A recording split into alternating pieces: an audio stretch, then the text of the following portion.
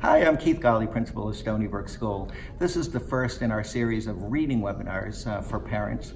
We plan to have many series of reading webinars because we want to talk about all of the different skills that are part of reading and reading comprehension. Today, our video is going to focus on doing a read aloud if you're at home as a parent, as a grandparent. So these are my pretend children for the day, Penny, and my other pretend child, Connor, for the day. So we're going to do a read aloud, and we're going to start with the book called Paperboy. So one of the pieces that you can focus on if you're doing a read aloud is just doing a picture walk and starting to have the child make predictions about what the story is. Are you ready for a picture walk? What do you notice about the front of our book? He's riding a bike. He is riding a bike. And he's delivering the mail? And he's delivering the mail. Ooh, interesting. So let's do a quick picture walk together. And we'll flip through. We aren't going to read any of the words. We're just going to look at the pictures. And long enough that we can see what some of the pictures are. You know, what are you noticing? There's a dog in the story. Nice noticing. He's waking up. He's waking up. He's like, go outside. Now what's happening? Now the dog. Yeah, the dog's eating. Now the dog is running away. And the dog's with him. Nice. So what do you think the story is about? About a boy delivering the mail. Ooh, and why do you say delivering the mail, Connor? I love that. Because there's like paper. Uh-huh. And that he's delivering. Nice. So you looked at this picture right here? And I saw the dog. You saw the dog? Taking the skull. Yeah, let's show the picture. So, very interesting. Do you know what paperboy means? Have you ever seen that word before? No. I think so. What do you think it is? Like a boy delivering the mail. Yeah, and why do you say the mail? What makes you say that when you think of paperboy? Like the newspaper? Ooh, interesting. So, right, that would make some sense. A paperboy, let's find out. Are you ready? All right. So I'll start by reading and then we'll stop and we'll have some questions for you and see if you can guess some things as we go. It's nighttime in the town. The mornings of the paperboy are still dark and they are always cold, even in the summer. And on those cold mornings, the paperboy's bed is still warm and it is always hard to get out, even for his dog. But they do. And softly they step down the quiet hall, past the door where the paperboy's father and mother are sleeping, past the door where his sister is sleeping. And how could you tell that the sister's sleeping? What do you notice about the door? It's closed. It's closed, and what can you tell me about the light? What can you tell me about the light in the room? It's off. It's off. Yeah, there is no light. It's a nice job Except thinking for that they're sleeping, except for the night light. We'll show them that picture too. And down to the kitchen where they eat from their bowls. I love that picture. And out to the garage where they quickly fold the papers, snapping on green rubber bands and placing them in a large red bag. What do you think's gonna happen next, Connor? He's gonna deliver the newspapers to everybody's house. Okay, and then what's gonna happen? And then he's going to go back to bed. Oh, what makes you say he's gonna go back to bed? Because he might be really tired. Ooh, interesting thought. Penny, what do you think? What's gonna happen? I think the same thing as Connor. All right, you think the same thing as Connor? He's gonna go back to bed too? Or maybe he's just gonna take a ride around town. I like that, on his bike with the dog. Great.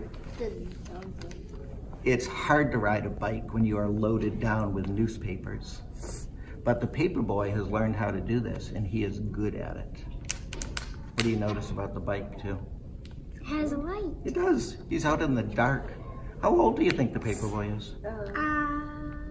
16. 9 and 16. So you say 9. What makes you say 9? Because when you get older, you don't have that much energy. I love that. So you don't think a 16-year-old would get out of bed early in the morning? And why do you say 16, Connor?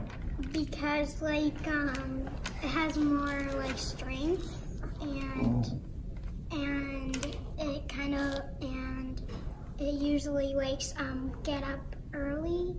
Oh, yeah. And it's interesting. Would your mom or dad let you go out at night and deliver a newspaper or deliver the mail? I don't know. No. So they have to be a little older than first grade, right? Yeah. The paperboy knows his route by heart, so he doesn't ever think about which house to pedal to. Instead, he's thinking about other things, big things and small things, and sometimes he's thinking about nothing at all. What's the word route mean? The paperboy knows his route by heart. Maybe street. Ooh, his street? Nice. What do you think route means? He knows his route by heart. Maybe like a driveway. Oh, interesting, right, because he's kind of like showing the pictures as everything looks like he's going down along the driveways. Really neat. Yeah, a route is basically exactly that. It's kind of a path that you follow. So if you had a route in the woods or a route to get to your grandmother's house, it might be on streets. So a paper route would be something that he has to stop at all of the houses along the way. His dog, too, knows the route by heart. The dog knows which trees are for sniffing. He knows which bird baths are for drinking, which squirrels are for chasing, and which cats are for growling at. Or that kind of looks like a skunk. It does kind of look like a skunk. He's running along. I don't think I'd be chasing a skunk, though. No, that'd be a bad idea. All the world is asleep except for the paperboy and his dog, and this is the time when they are happiest. So in this case, he likes it, and you know what Mr. Golly used to do? You'll laugh at this. Mr. Golly used to deliver newspapers.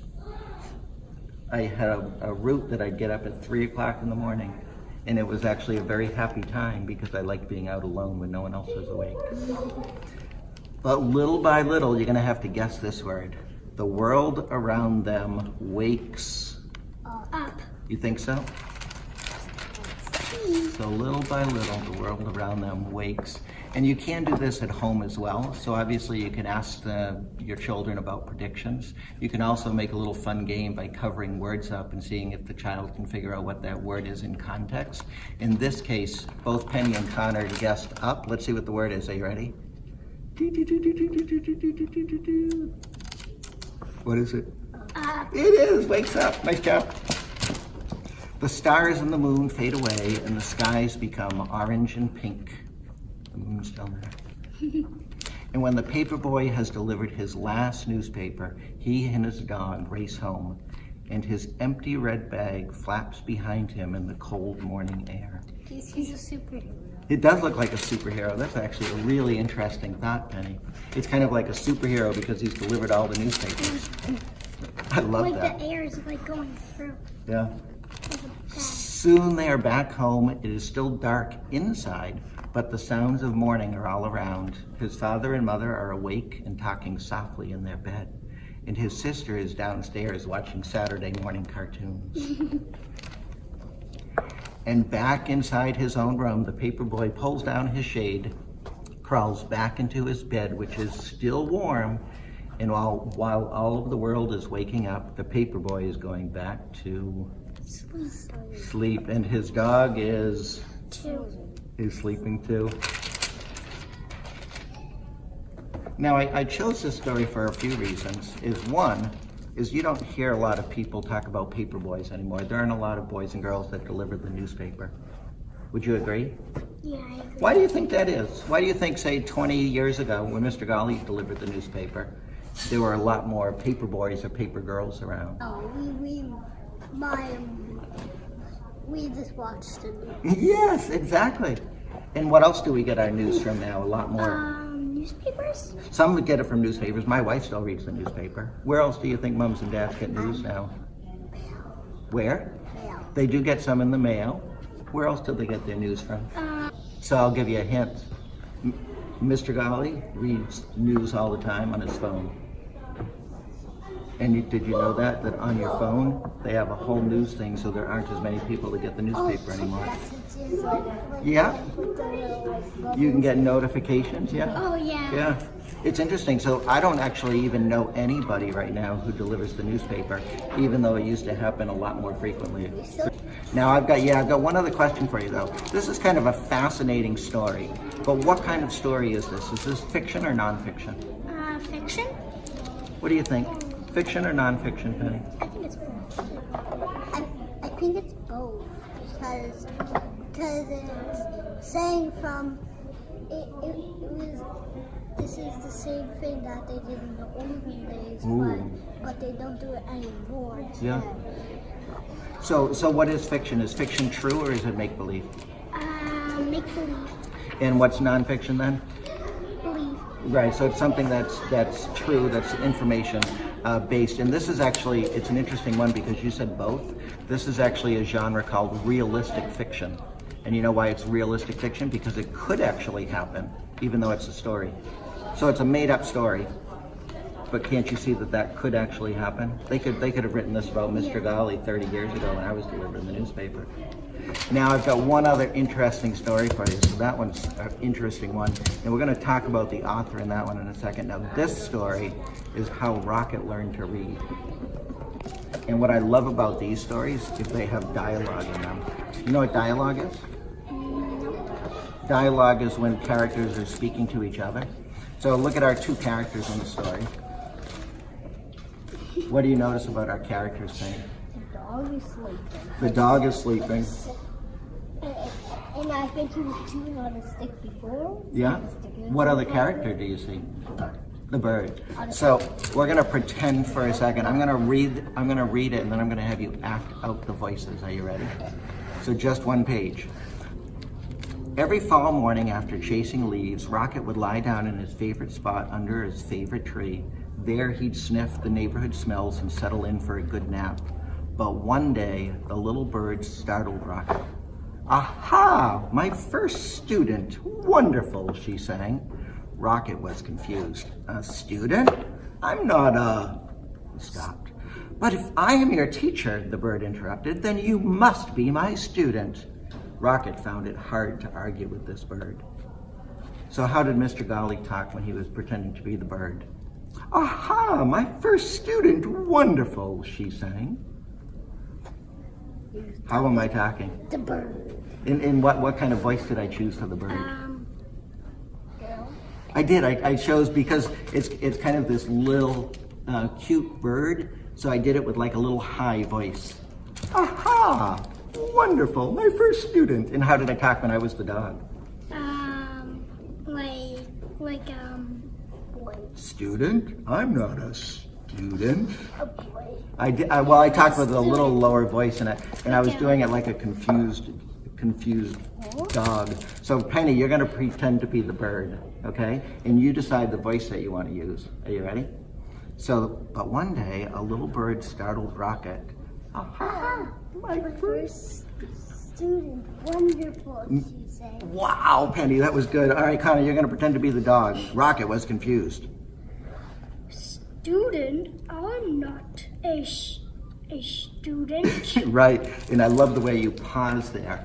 So one of the fun things you can do with your sons and daughters or grandchildren at home is to have them make up the voices of the characters. It actually gives them a chance to think about what the character would be like and what the character's personality would be. So one of the things you can do with your children at home is really try to get them to think about the author's perspective and why the author wrote the book. So this is an interesting book because it's a realistic fiction about a paperboy. But why do you think the author wrote this story? What do you think, Connor? It's a tricky one to figure out on this one, Penny. Because like to remind us how we used to do it. Ooh, it's an interesting piece. So remind us a little bit of the past or what some of the people do. I'm gonna do one more page and I want you to think about this. So remember this page. The mornings of the paperboy are still dark and they are always cold, even in the summer. And on these cold mornings, the paperboy's bed is still warm and it's always hard to get out, even for his dog. But they do. Okay. So why do you think the author is emphasizing, even though it's hard to get out of bed, they still do it? Why do you think, parents? What do you think the author's message is there? Because they have to deliver to the people. Right, they kind of don't have a choice, right? Even though they're tired and they want to sleep. It's like, sorry, I got work to do. Do you ever feel like that in school? Yeah. I don't have a choice, but I got work to do. Yeah. So to wrap up in terms of our first webinar, again, these are just some strategies and fun ways to engage your child in reading at home. Hopefully, whether it be vocabulary words or whether it be the meaning of the story or different voices with dialogue, you'll have a little bit fun with your read alouds at home. So thanks for joining us today and tune in for our second webinar.